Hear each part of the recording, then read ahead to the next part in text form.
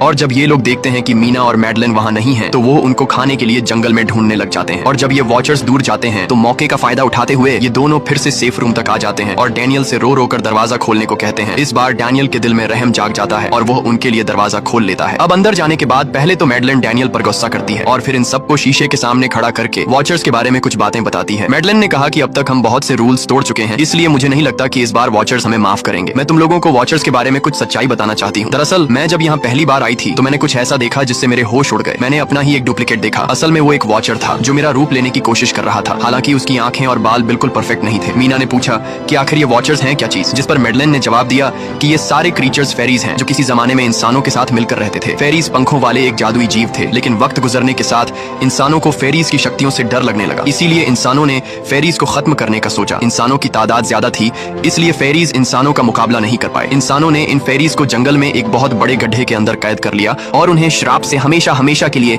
इस गड्ढे में बंद कर दिया। उसके बाद फेरीज कई 100 सालों तक उस गड्ढे में कैद रहे, लेकिन फिर वक्त के साथ उन्होंने जमीन के अंदर खुदाई करके निकलने के रास्ते बना लिए। आज वही फेरीज वॉचर्स के रूप में गड्ढों से निकलकर हमारे सामने आते हैं। हालांकि कई 100 सालों तक जमीन के अंदर रहने की वजह से उन्होंने अपने पंख और जादुई शक्तियां खो दी और साथ ही उन्हें सूरज की रोशनी से तकलीफ होने लगी, लेकिन अब भी उनमें रूप बदलने की शक्ति है। इस पर डैनियल ने मैडलिन से पूछा कि ये वॉचर्स हमसे क्या चाहते हैं और ये हर रात हमें देखते क्यों हैं, जिस पर मैडलिन ने बताया कि ये वॉचर्स एक बार फिर से जंगल से निकलकर इंसानों के बीच रहना चाहते हैं, लेकिन अपने असली रूप में ये इंसानों के बीच नहीं रह सकते। इसीलिए उन्होंने हमें यहाँ रखा हुआ है ताकि हमें देखकर हमारा रूप ले सकें और हमसे आज के दौर के तौर तरीके सीखकर इंसानों के बीच रह सकें। मैडलिन ये सब बातें बता ही रही थी कि अचानक सभी वॉचर्स वापस लौट आए और जब वॉचर्स को पता चलता है कि मैडलिन और मीना वापस अपने कमरे में आ गए हैं तो वो सब गुस्से से भड़क उठे और दरवाजा तोड़ने की कोशिश करने लगे। इन चारों ने टेबल को खींचकर दरवाजे के सामने रख दिया ताकि दरवाजा वॉचर्स तोड़ न सके, लेकिन वॉचर्स की ताकत काफी ज्यादा थी और इन चारों को पता चल चुका था कि जल्द ही वॉचर्स अंदर आ जाएंगे और उन्हें मौत अपनी आंखों के सामने दिखाई दे रही थी। तभी उन्होंने देखा कि टेबल को घसीटकर दरवाजे तक ले जाने की वजह से